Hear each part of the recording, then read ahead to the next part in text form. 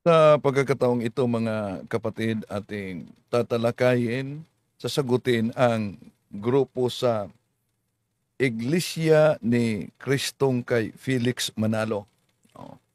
Na kahit matagal nang nalantad natin ang kanilang mga propaganda at ang kanilang mga pandaraya gamit ang aklat katoliko para makabiktima ng mga inosente mga kapatid. Ginamit na naman nila ang pagputol-putol sa mga aklat katoliko. Kung kayo'y mga katoliko, wala kayo nito at karamihan sa natangay nila mga katoliko. At dito ninyo malaman na nabubuhay talaga ang kanilang sekta sa ganitong ore ng pandaraya. Halimbawa, pakinggan natin ang The Revealer. Kaya nito alamin natin, Kuya Robin, paano po ba inamin ng Iglesia Katolika na yung pangalan nila, pangalan ng simbahan nilang Iglesia Katolika, Apostolika Romana, ay hindi po galing sa Panginoong Jesucristo? At ano po ang kanilang pagmamatuwid tungkol sa bagay na yan? Basahin po natin, yan yung aklat na pinapakita po ninyo na pinamagatang ang Iglesia ni Cristo at iba't ibang sektang protestante, na yan po ay sinulat ni Juan Trinidad, na isang paring Hiswita. Sa pahina 25, ganito pong mababasa natin. Hindi galing kay Jesus ang pangalang Iglesia Katolika Apostolika Romana.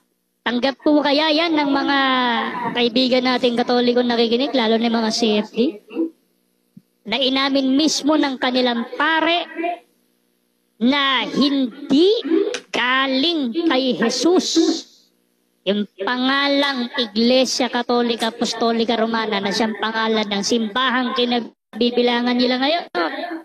Kaya talagang hindi po Kristiyano sa pangalan pa lang yung Iglesia Katolika. Yan. Inamin daw sa paring Katoliko Na inamin mismo ng kanilang pare na hindi galing kay Jesus yung pangalang Iglesia Katolika Apostolika Romana na siyang pangalan ng simbahang kinabibilangan nila ngayon. nakapanindig balahibo itong kasinungalingan talaga nila. Bakit? Pahina 25 sa aklat na ito mga kapatid. Ang ginamit nila. Pero alam nyo ba kung ano ang modus nila diyan?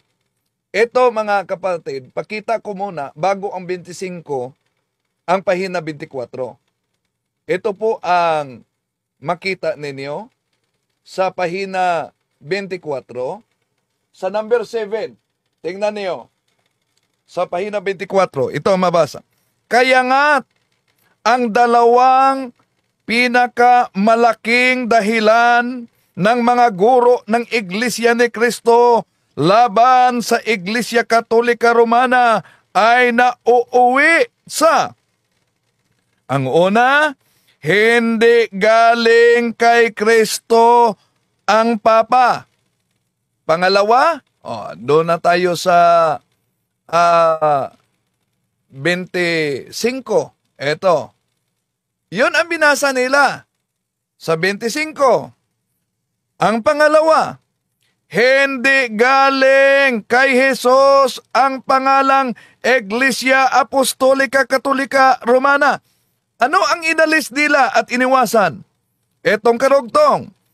Ngunit, gaya ng sabi nga English, eros by another name will be sweet still. Hindi ang pangalan ang dapat pagtalunan, kundi ang katotohanan. Galing kay Jesus ang tungkulin ng Papa. Galing kay Jesus, itinatag ni Jesus ang Iglesia na ngayoy tinatawag na Iglesia Katolika Apostolika Romana. So napansin niyo? Pero ano ang sabi ng binasa? Kaya nito alamin natin, Kuya Robin, paano po ba inamin ng Iglesia Katolika na yung pangalan nila, pangalan ng simbahan nilang Iglesia Katolika Apostolika Romana, ay hindi po galing sa Panginoong Jesucristo. Kung wala kayong kopya sa aklat na ito, abay, mapauo talaga kayo sa ganitong uri na pandaraya sa mga ngaral ng mga manalista.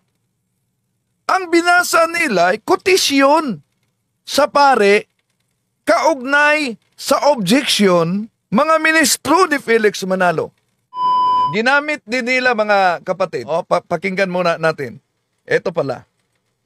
Dito po sa aklat na pinakilala na namin kanina, sa aklat na ito, ang Iglesia ni Cristo, iba't ibang sekta protestante, sinulat po ng isang pare sa pahina 83, ang pananalitang misa ay hindi matatagpuan sa Biblia. Yan pa naman ang pagsamba nila, yung kanilang misa. Yung palang pananalitang misa, ano pong inamin nila? Wala sa Biblia. Sa mga hindi na naman aral ng Biblia yan. Yan, mga kapatid, no? Kaya, pinalaki natin dito, yun lang ang binasa nila. Ang binasa nila na ang pananalitang misa ay hindi galing sa Biblia. Pero alam nyo ba, hindi yan pahayag ng pare. Alam nyo ba? Di yan pahayag ng pare. Tulad sa ini-expose natin, kotisyon yan. Galing sa aral ng mga ministro ni Felix Manalo. Okay.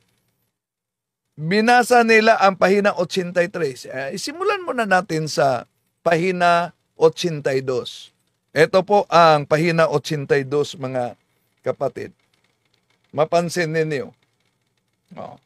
Dito, tinalakay ng pare na ano ang objection ng mga ministro ni Felix Manalo. Sa pahina 82. Makita ninyo na binanggit dito kung ano ang panindigan ng mga ngaral sa Iglesia ni Kristong Tatag ni Felix Manalo.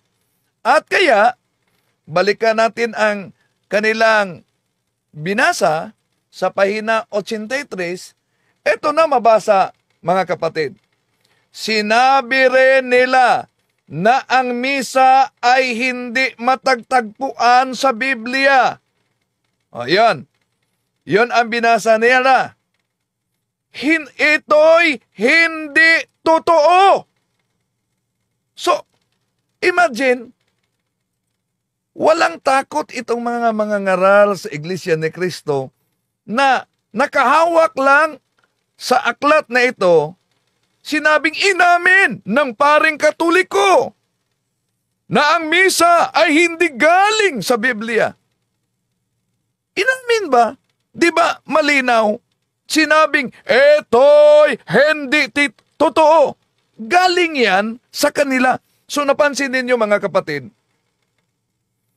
paano nila pinagchap-chap at yung mga Katoliko na nahikayat nila, biktima sa ganitong uri na pangangaral nila.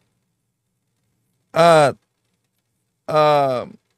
hope na patuloy silang nagsaliksik, mga mahal na kapatid, sa katotohanan. No? Biktima lang sila. At hindi pa. Ito pa na aklat ginagamit din nila. No? Itong aklat na ito. Ang pinakinggan ko talaga ang kanilang banat sa simbahang Katoliko. No? Ito. Dapat nating alamin kung hindi galing kay Kristo. Maganda yung tanong nyo eh. So, pinagtagpi-tagpi nila dahil inaamin daw umano, hindi galing kay Kristo ang Santa Iglesia Apostolika Katolika Romana, inaamin ng pare. Mga kapatid, isang deception po yon. Kotisyon lang yan ng pare.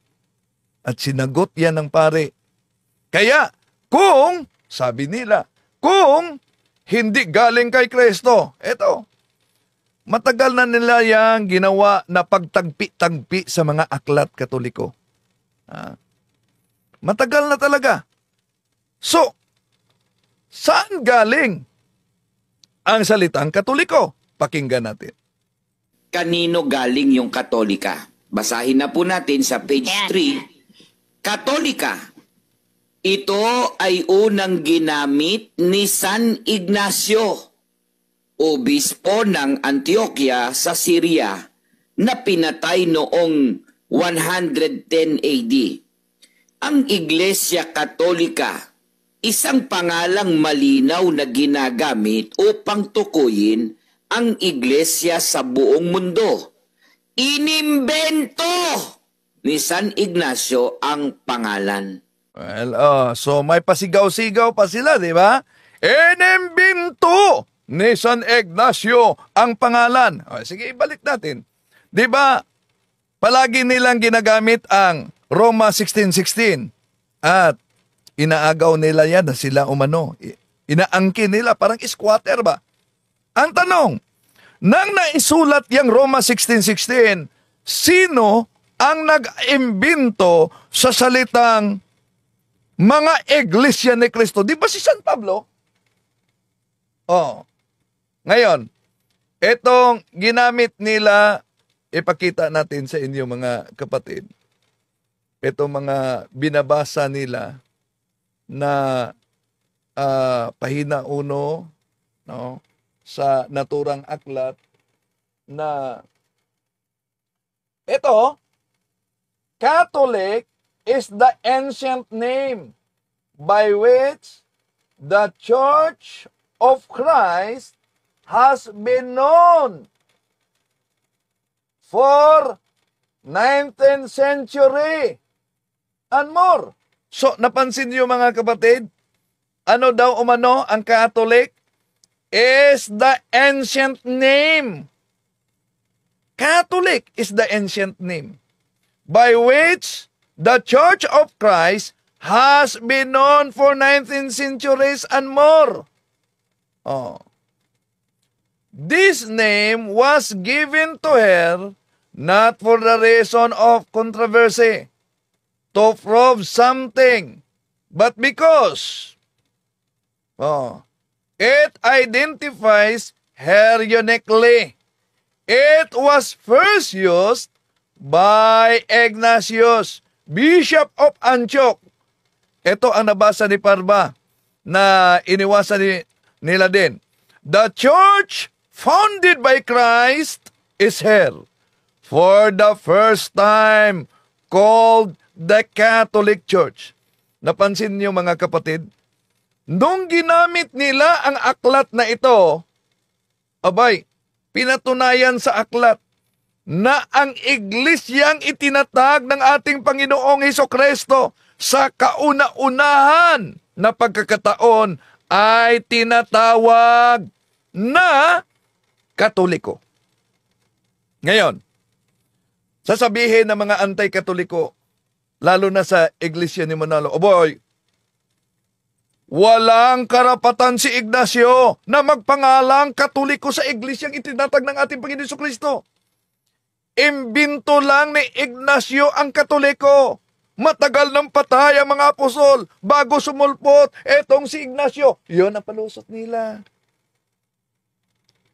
Ang tanong, may karapatan ba si San Ignacio na tawaging Katoliko ang iglesyang tatag ng ating Panginoon Jesucristo? Natural. Malaking may karapatan si San Ignacio.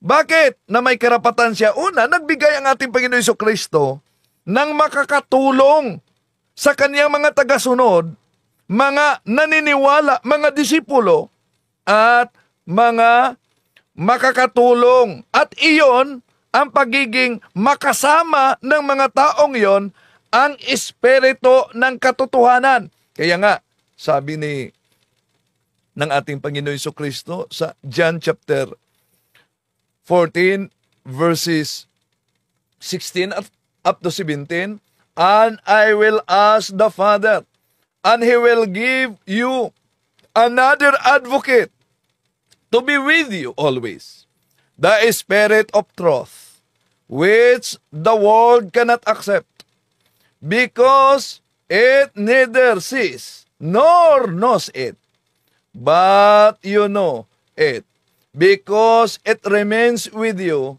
and will be in you. So ngayon, dahil ginamit nila si San Ignacio, ang tanong diyan, sino ba si San Ignacio? Sisilipin natin, mga kapatid. Iwan ko kung inosente ba itong mga ministro ni Felix Manalo. Bawat pagbanggit nila ni San Ignacio, pinatunayan nila na ang Iglesia Katolika ay tunay na Iglesia ni Kristo. Bakit? Dahil nakasulat mismo sa kanilang pasugo, mga kapatid, kung kaninong alagad si San Ignacio. Alagad siya ni San Juan Apostol kasama si Santo Policarpio. Saan yan mabasa? Ito, research naman pag may time, ha? Ito, mga kapatid. Pasugo, Pebrero 1977, page 7, Tomas Katangay. The author of What Think Ye of Christ made a sweeping conclusion that those who deny the alleged deity of Christ are heretics. After New Testament times, many heretics arose who denied the doctrine of the deity of Christ. These false teachers were denounced by believers like Ignatius 110 Anno Domini and Polycarp, who were followers of the Apostle John. Nakasulat pala sa kanilang pasugo magasin, nakasama si Santo Policarpio, si San Ignacio, alagad ni San Juan. San Juan Apostol. O yan. Baka sabihin na, hindi yan totoo. Sige nga, nakasulat sa inyong pasugo magasin na si San Ignacio, alagad ni San Juan Apostol. Ang tanong, kung hindi siya alagad ni San Juan, kung mali ang nakasulat sa inyong pasugo magasin, kanino siyang alagad? So binanggit lang nila si San Juan, si San Ignacio, pero para bang iniiwasan nila. Walang pagkakaiba ito sa mga diskaya. May iniiwasan. Iniiwasan nila kung kaninong alagad si San Ignacio. Dahil kung mabasa natin kanino siyang alagad, abay, yan mga kapatid, malinaw sa sikat ng araw na si San Ignacio ay may karugtong sa tunay na iglesia, alagad siya ni San Juan Apostol. Tandaan natin mga kapatid, ang ginawa ni San Ignacio ay isa lang katuparan sa pahayag ng ating Panginoong Hesukristo. Na ano? Kung paano at sa paanong paraan ang kanyang iglesia, ang bahay ng Diyos ay tatawagin. Sino ba ang nagsabi? Nagsabi ba ang ating Panginoon Hesukristo, ang aking bahay, ang aking iglesia ay tatawagin sa aking pangalan? Hindi yan mabasa na sinabi ng ating Panginoon Hesukristo. Ngunit, as descriptive title sa kanyang iglesia, tinawag na Iglesia sa Diyos, unang Timoteo 3:15, mga Iglesia ni Cristo, Roma 16:16. Pero ano ang sabi ng ating Panginoong Hesus? Marcos 11:17. At siya ay nagturo at sinabi sa kanila, hindi baga nasusulat, ang aking bahay ay tatawaging bahay, panalanginan ng lahat ng mga bansa. Ano daw umano ang kanyang bahay? Bahay panalanginan sa lahat ng mga bansa. Kaya nabasa natin kahit sa King James Version dahil gusto sila ng letra por letra, may mabasa tayong Catholic. At hindi lang yan. Iba pa mga salin, mga kapatid, mabasa natin ang Catholic, no? Ang Baxter, Paraphrase of the New Testament kay Baxter, mabasa natin ang Catholic. Pero ano ang objection at palusot ng mga ngaral sa Iglesia ni Cristo. Ay, tingnan nyo, kung kayo ang tinutukoy sa Richard Baxter na paraphrase on the New Testament, tingnan niyo ang Revelation chapter 12 verses 1 sa komentary. Ano? Di po ba ang Papa ang tinutukoy ni Baxter na katuparan sa Antichrist? Na matanggap ba ninyo yan? Natural si Baxter. Siya ay anti-Catholic, yun ang kanyang isusulat. Pero bakit ginamit natin ang Catholic Church sa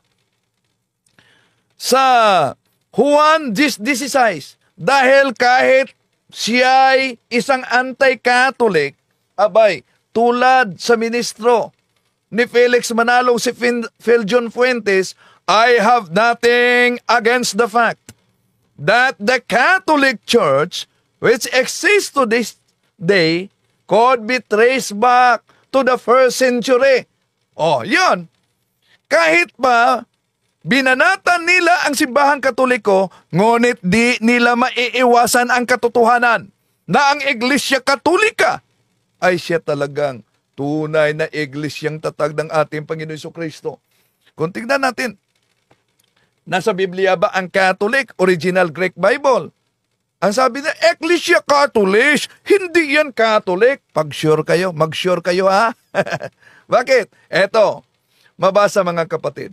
Himyenon Ecclesia Catholis, tes Judaias kay Galalias kay Samarias.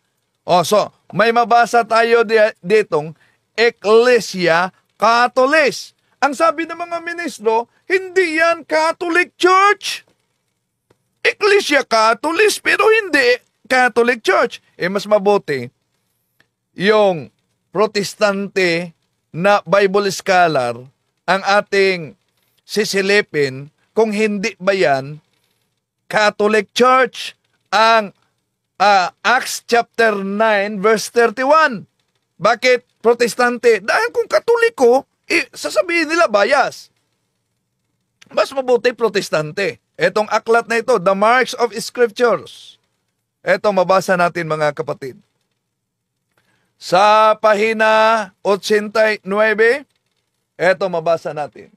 This local church, like many others, finds it necessary to footnote with a clarifier, universal, so that people are not confused by the term Catholic. The term universal, what does it mean? On turning the etymology of Catholic, one notices that Greek roots suggested according to the whole. One of the places where the word praise is found in Scripture is Acts chapter 9 verse 31, Catholis. O pinatunayan mismo ng mga protestante, mga kapatid, na ang Gawa Kapitulo 9:31 ay Catholis. So, napakalinaw, no? Mga kapatid. So, dito to ang sinabi ng mga ministro ni Felix Manalo. At kaninong alagad? Si San Ignacio, nasa Pasugo Magazine nila yan. Alagad siya. Ni, kanino? Ni San Juan Apostol. Ayan, andi nila matututulan. Kaya, yon na bahagi ang iniiwasan nila. Okay, tuloy natin mga kapatid. Dahil pinagtagpi-tagpi nila ang Council of Trent. Bakit? Ito ang mabasa umano sa Aklat Katoliko. Sa makatwid po, kuya, yung Katolika, inimbento din. Tapos babasahin po natin sa parehong aklat sa page 7, ang sasagutin naman natin yung terminong Romana. Ganito po ang nilalaman sa page 7.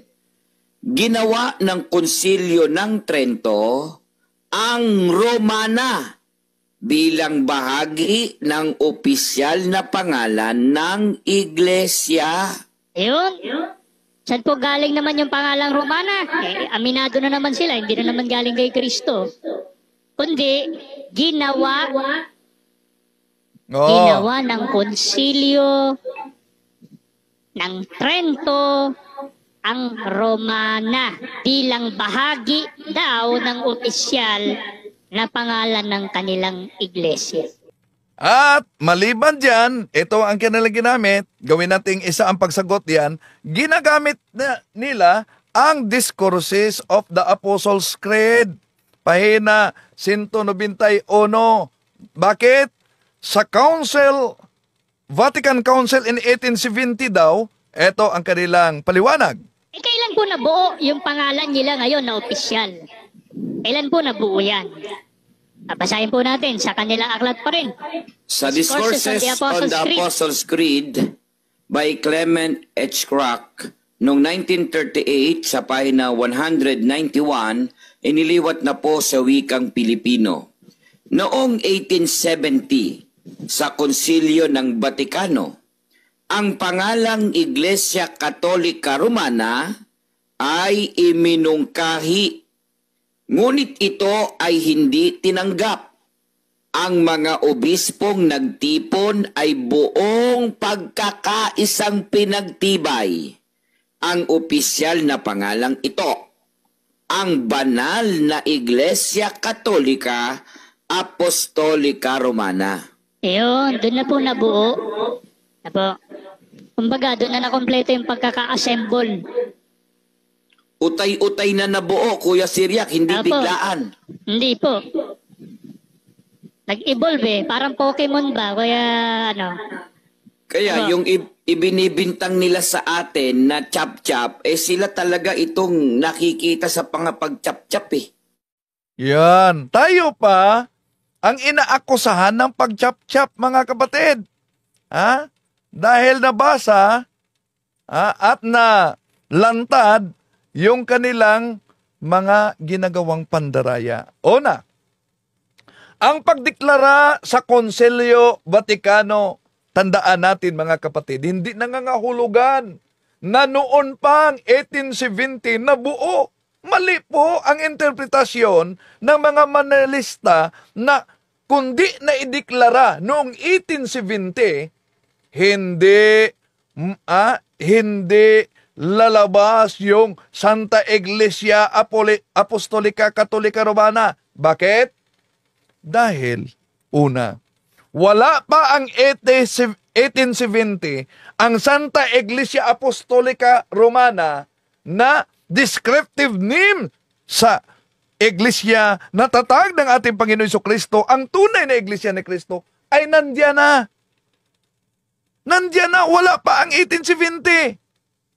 Ang tanong, alam kaya ito ng mga manalista? Research naman kayo pag may time. Bakit? Nasa aklat yan ni Felix Manalo. Asan? Ito, Solo. Ito, Solo, sa pahina 29. Ano ang mabasa sa Solo ni Felix Manalo?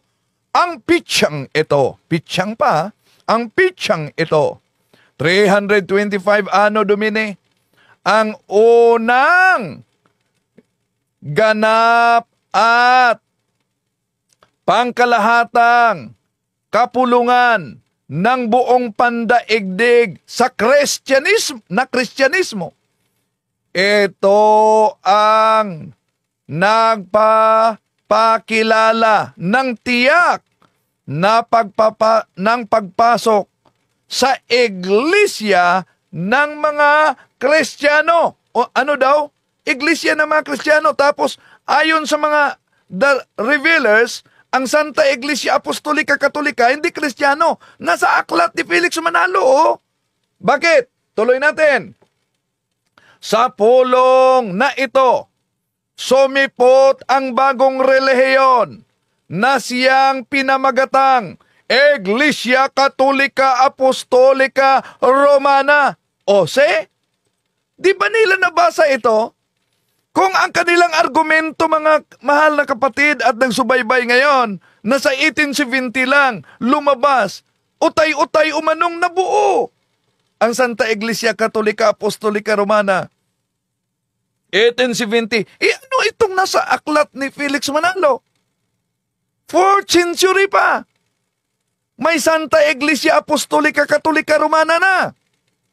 Ibig sabihin, mali ang kanilang unawa sa deklarasyon ng konsilyo, mga kapatid.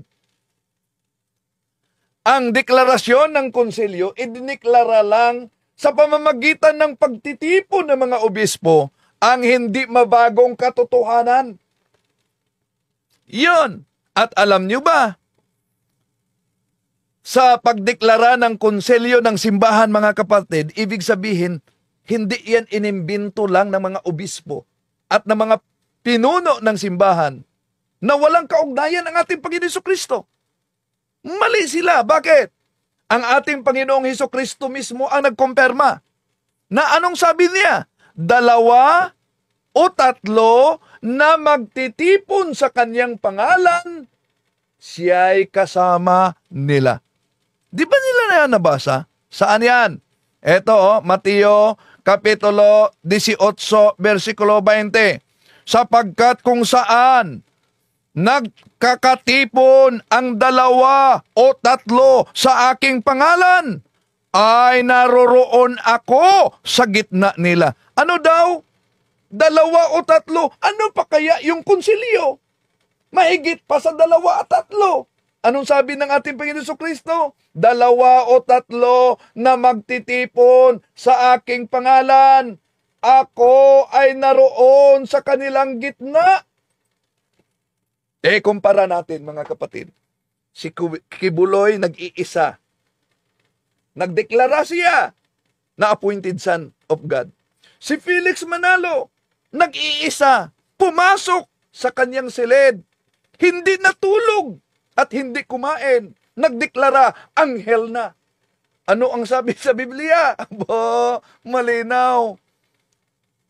Sapagkat kung saan nagkatipon ang 2 o 3 sa aking pangalan, ay naroon ako sa gitna nila. Tandaan ninyo, mga kapatid, hindi sinabi na kung may nag-iisa at nagkukulong sa silid, ako'y nasa gitna niya. Ang sinabi sa 18:20, ang nagtitipon, 2 o 3. Higit pa ang konsilyo. Dahil daming mga obispo nagtitipon. Kaya, mga mahal na kapatid, ang ating mga apostol noon, para linawin ang isyu na may kaugnayan sa pananampalataya, anong ginawa nila? Nagsagawa sila ng konsilyo. Sa taong 50 Anno Domini, tingnan niyo ang pamagat sa Bible na ito. Di ba? Acts chapter 15 verse 1. The Council at Jerusalem. So, may konsilyo sa Jerusalem. Kaya, pagkatapos sa konsilyo, ano ang nangyari? Binigyan lang ba sila ng Biblia at pinabasa? Eto, paborito nila ito na salin. Ano ang mabasa sa Gawa Kapitulo 16:4? Eto mabasa natin, mga mahal na kapatid. Kung tingnan ninyo. As they went through the cities and preached unto the people to obey the decrees which the apostles and elders had written at Jerusalem. So, hindi lang sila pinabasa, kundi dapat sila'y susunod sa mga dekreto sa konsilyo. At ngayon, kung ang argumento nila, mga mahal na kapatid, tandaan niyo, kung ang argumento ng Iglesyang Tatag de Felix Manalo, dahil konsilyo ang nagdeklara, dapat hindi paniniwalaan dahil wala yan sa Biblia. Idineklara lang yan ng konsilyo ng simbahan. Tanong, kung wala sa Biblia, di paniwalaan, ang Iglesia ba ni Kristong Tatag de Felix Manalo, wala ba silang Council of the Church? Sisilipin natin, maganda ito. Sisilipin natin ang kanilang Pasugo Magazine. Ito ang mabasa sa kanilang Pasugo Magazine, mga mahal na kapatid. Pansinin ninyo. Tingnan ninyo ha. Sa kanilang Pasugo Magazine. Agosto 1977, pahina 5. Who composed the Economic Council of the Church of Christ? Article 3. The Church Council, Section 1. The Church Council shall be composed of the executive minister as presiding officer, general evangelist, division ministers. Ano daw? Division ministers. Ngayon, meron pala silang tinatawag na Economic Council, Church Council. Ang tanong, may Economic Council ba ang mga apostol? Aber, kung Biblia lang. Pero mga kapatid, alam nyo ba? Isa sa kaanib sa Iglesia ni Cristo, yung tinig ng karunungan, abay, parang walang karunungan. Bakit? Tawang-tawa siya. Saan galing umano ang division minister? Saan ko umano kinuha yon? Ito, meron kayong division minister. Division Dahil, minister.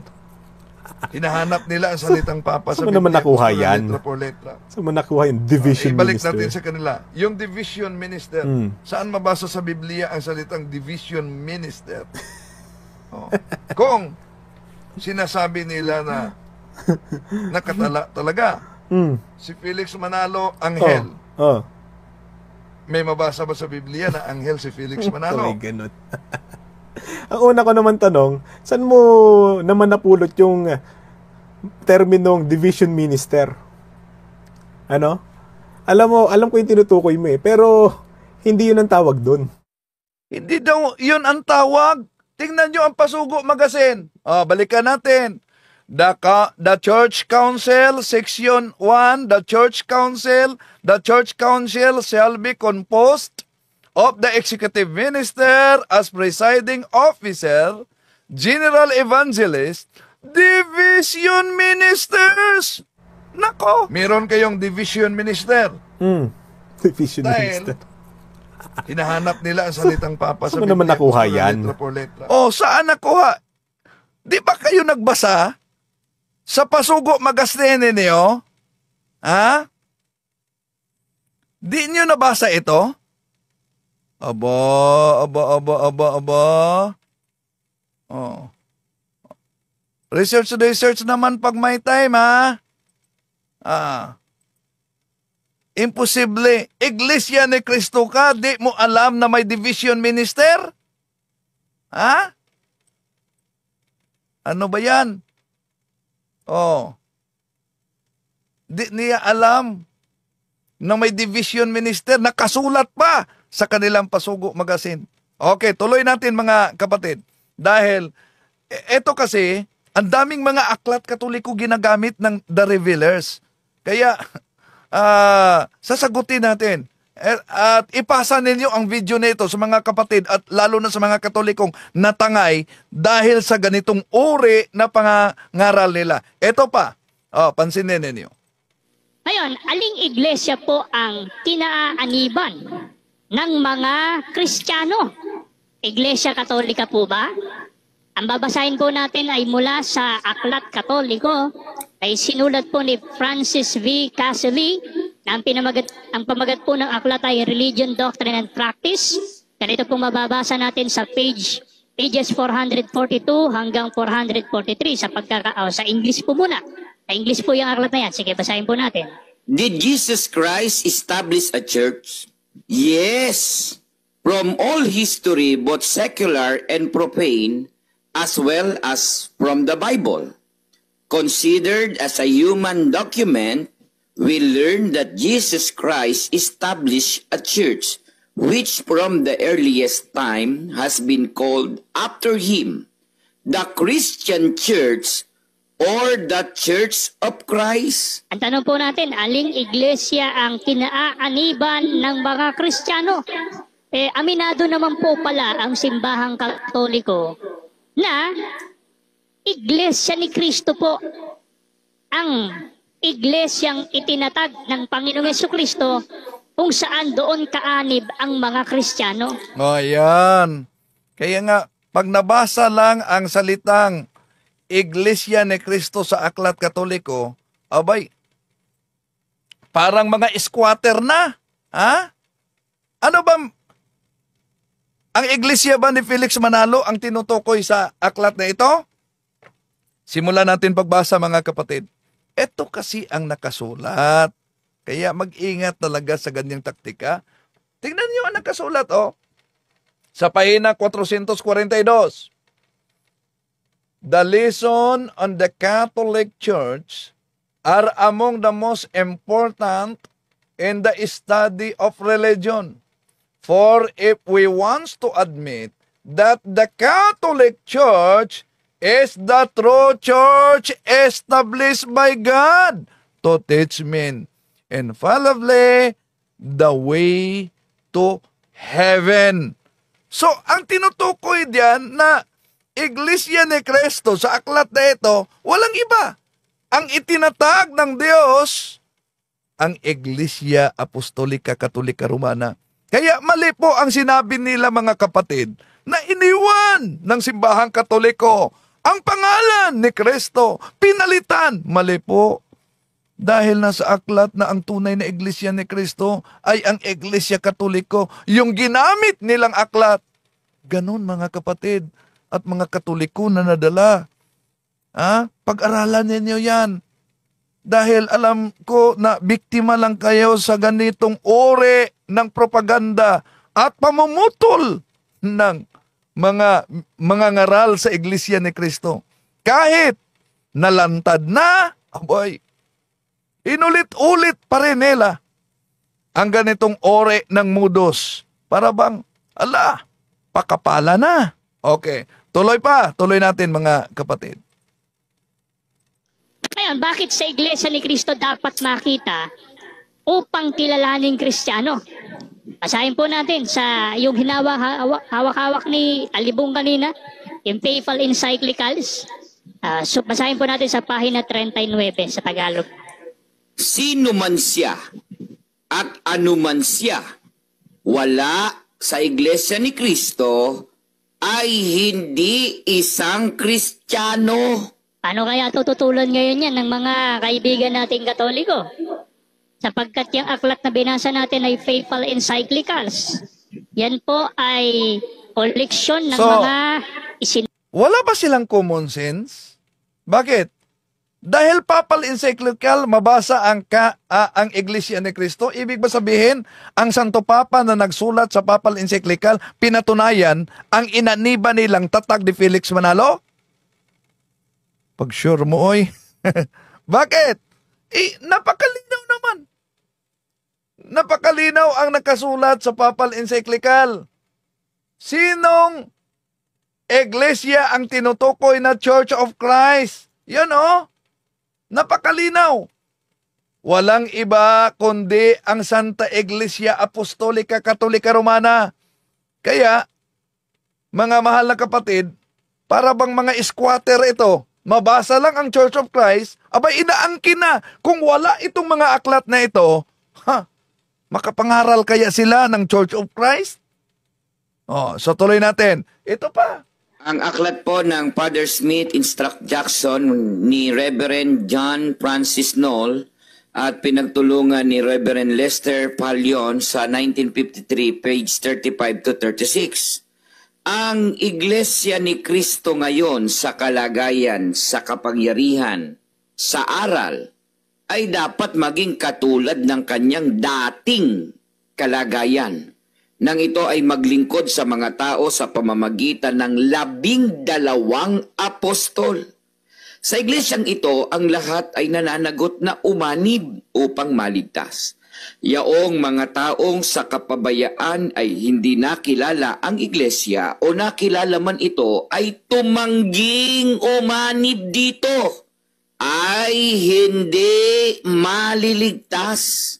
Napapansin po natin, Kuya Robin, na yung aklat na yan ay sinulat ng 2 reberendong pare.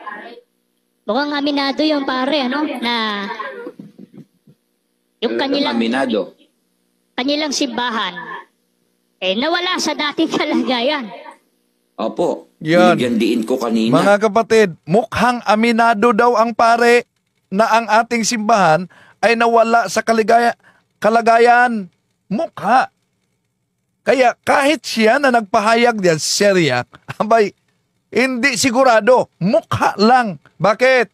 Alam nyo ba na ang binasa nila sa pahina 661, deklarasyon yan ng Konselyo Vaticano.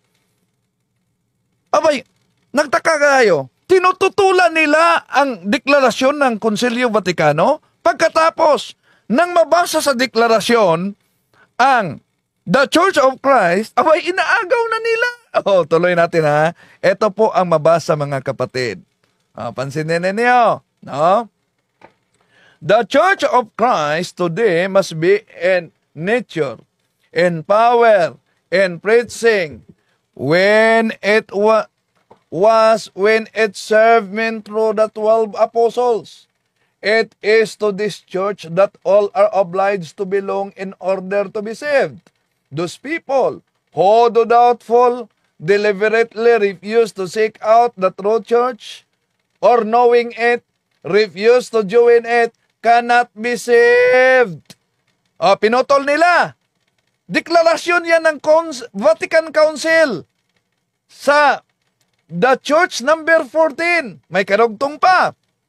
Said the Catholic Church is the ordinary means of salvation. This sacred synod turns its attention first to the Catholic faithful. Napansin niyo mga kapatid? Paano dinaya nila ang mga aklat Katoliko? Pero tingnan pa natin kahit sa pahina 74, eto malinaw. Sinabi diyan na ang tunay na Iglesia ni Cristo ay ang Iglesia Apostolika Katolika Romana. Kaya mali yung propaganda nila na dahil ginamit daw umano ang pangalang Santa Iglesia Apostolika Katolika, iniwan na ang Iglesia ni Cristo. Mali mga kapatid. Dahil ang Simbahang Katoliko, Catechism of the Catholic Church 811, ang Santa Iglesia Apostolika Katolika Romana ay ang tunay na iglesia. Hindi lang yan, mga Iglesia ni Cristo. Hindi lang yan. Ito pa. Dapat alam ninyo ito. Dahil matagal na nila kahit sa debate, ito gagamitin nila. Ito. Anong bahagi? Pahina 2. At ito ba ay tunay na Iglesia ni Cristo ngayon? Pasensya na po, nagkulang ng Y. Na, babasahin po namin Aklat Katoliko pa rin. Pinamagatang Spirit of Catholicism, sinulat ni Adam Carl sa pahina 2. Tinatanggap naming mga Katoliko kapag karaka nang walang anumang ikahihiya, bagkos ay may pagmamalaki na ang Katolisismo ay hindi maaaring ihambing ng ganoon na lamang at ganap sa unang Kristyanismo ni maging sa Ebanghelyo ni Kristo, kung paanong ang malaking punong ensina ay hindi maaaring itulad sa maliit na butil. Ayan. Umamin man, Kuya Robin, inamin nila mismo. Ayan. Inamin daw ng paring Katoliko na ang Simbahang Katoliko ngayon ay hindi na umano yung una. Ano bang konteksto yan? Unang Kristyanismo. Ito po mga kapatid ang nakasulat sa naturang aklat at ginamit nila sa pandaraya. Mabasa lang niya. Dito makita natin mga kapatid. We go further and say, the 1,000 of years hence Catholicism, well probably and even richer, even luxuriant, more manifold in dogma, morals, law, and worship than the Catholicism of the present day. The religious historians of the 5th millennium Anno Domini. Ang binanggit dito, kung ituloy natin mga kapatid, ito ay parang isang binhi na naging puno kaya lumaki. So yung malaking puno ay di mo na makilala sa kaniyang kalagayang binhi dahil lumaki siya. Ganon ang simbahan. Yun ang konteksto. Pero pinutol-putol nila. Mismo ang ating Panginoong Hesukristo nagpahayag sa San Mateo Kapitulo 13, versikulo 31, 32, kaugnay sa binhi, di ba? Binhi ng mustasa. Napakaliit. Ngunit nang itanim ito'y lumaki. Ganon ang simbahan. Pero pinutol-putol yan ng mga ngaral sa iglesia ni Manalo. Hindi lang yan. Ito pa, pansinin ninyo. Grabe talaga ang kanilang ginagawa na pandaraya sa pagputol-putol nitong mga aklat Katoliko. Bakit? Ito pa, mga kapatid, no, na ginagamit nila. Ito pa. Pansinin ninyo, gamit nila discourses din. Ano pa pong aral ng Iglesia Katolika ang wala sa Biblia? Yan po. Sa aklat ng Discourses on the Apostles' Creed, page 16, ikinikintal natin sa ating noo ang tanda ng krus. Ang mga kaugaliang ito ay hindi ipinag-utos ng formal ng batas ng kasulatan. Kaya pala hindi masagot yung tanong ko. Oo, kuya. Aminado po sila eh. Ayan. Pinutol nila yan, mga kapatid. Ito ang nakasulat sa naturang aklat. Pansinin niyo, Ito, the sign of the cross. These practices are not commanded by a formal law of Scripture. Yun lang pinutol. Pero may karugtong. But tradition teaches them. Customs confirms them. Faith observe them. Yun ang pinutol nila, mga mahal na kapatid. INC talaga, incomplete. Tanong, sa Biblia ba, wala ba tayong mabasang tradisyon sa Biblia? Bible alone na pinanidigan nila, mabasa ba yan sa Biblia? Hindi. Pero yung tradisyon, ano ang dapat tanggapin? Hindi lang ang salita, kundi ang tradisyon. 2 Thessalonians chapter 2 verse 15. Imposible kung di nila alam yan. At hindi lang. Ito pa, mga kapatid. Ito pa. Ginamit nila na aklat, Pasyon Candaba. O ito, Kuya Siriac, ang tanong ko ito, baka naman kapag nag-antanda sila ng krus, ay magiging banal sila at magiging karapat-dapat sila kapag gumamit sila ng krus na sa ngalan ng Ama, ng Anak, ng Espiritu Santo. Amen. Di ang pasagutin po natin yung aklat nila rin mismo. Ano ba ang nangyayari sa mga nag-aantanda sa noot kanang kamay? Aninong kampon ba sila? Ayon na rin sa kanilang pari, sa kanilang aklat. Ayan, paano po babasahin natin, Kuya? Pasyon Candaba ni Aniceto de la Merced, page 207, ipag-uutos magkintal sa noo o kanang kamay, sukat pagkakakilalanan na sila nga kampong tunay nitong anti-Kristong hunghang. Kuya Robin, nababanal po ba sila pag nag-sign of the cross sila? Hindi po, sapagkat anti-Kristo na, kalaban ni Kristo, hunghang pa. Mga mahal na kapatid, Tagalog pa ito na pagkasulat. Pagkatapos nakasulat sa Tagalog, ang hina ng komprehensyon. Bakit? Una, binanggit nila ang aklat na ito, Pasyon Kandaba. Ano ba nakasulat sa Pasyon Kandaba? Una, ito binasa nila. Pag-uutos magkintal sa noo o kanang kamay, sukat pagkilalanan, na sila nga ikampung tunay netong Antikristong honghang. Napansin niyo ba ang nakasulat, mga kapatid? Magkintal sa noo o kanang kamay. Pagkatapos, ang konklusyon, ang antanda ng cross. Una, mali. Walang binanggit sa aklat na ito na salitang cross sa referensya, kundi nagiging diferensya ang kanilang paniniwala. Ang mabasa, sa noo o kanang kamay.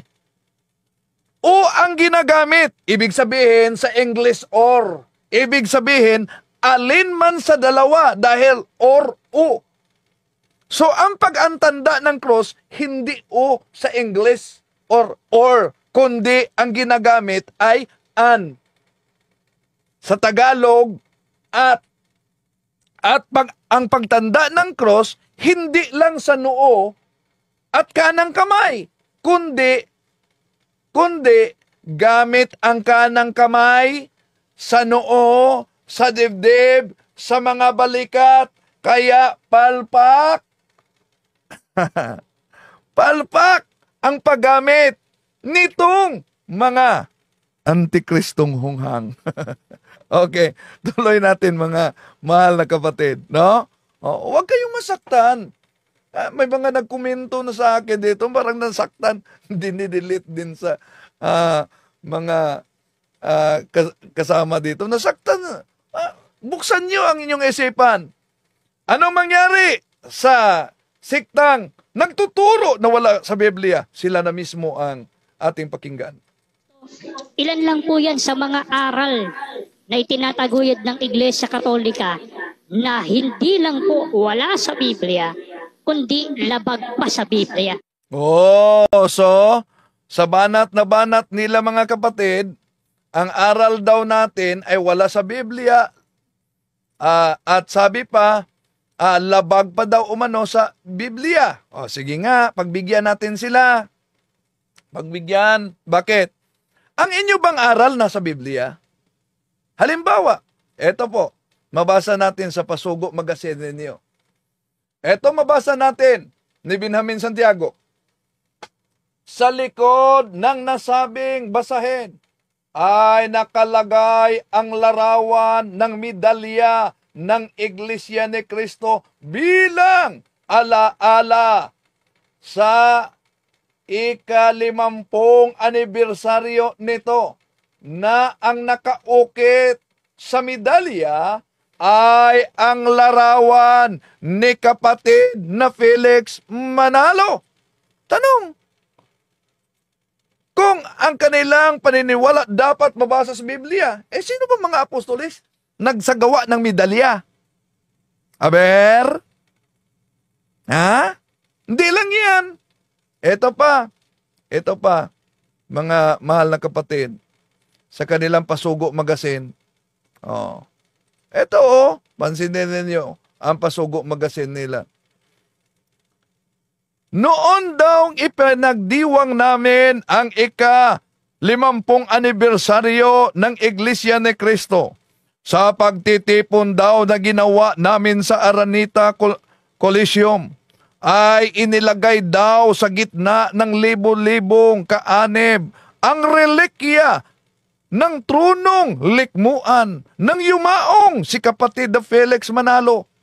Tutol daw kami sa relikya at ayaw daw kami ng relikya. Bakit? Yan. Ang sabi niya ay tutol kami sa relikya at ayaw daw kami sa relikya. Kailan namin sinabi ito? Mayroon ka bang maipakitang katibayan na sinabi namin ang iyan? Mang Kwele? Sabi nila sa kanilang Pasugo. O di sila tutol sa relikya? Yung upuan ni Felix Manalo, di ba sabi nila, dapat sa Biblia? Tanong, sino bang apostol na may upuang inilagay sa gitna ng mga sumasampalataya matapos sila'y namatay. Mga kapatid, huwag kayong magalit, lalo na sa mga natangay sa naturang sikta. Bakit? Sinagot lang po natin itong paggamit nila sa mga aklat Katoliko dahil sa matagal na panahon, diyan sila nabubuhay. At tandaan natin, ang kasinungalingan, pag ito'y inulit-ulit, magmukha talagang parang katotohanan, lalo na sa ating mga kapatid na kulang ang kaalaman.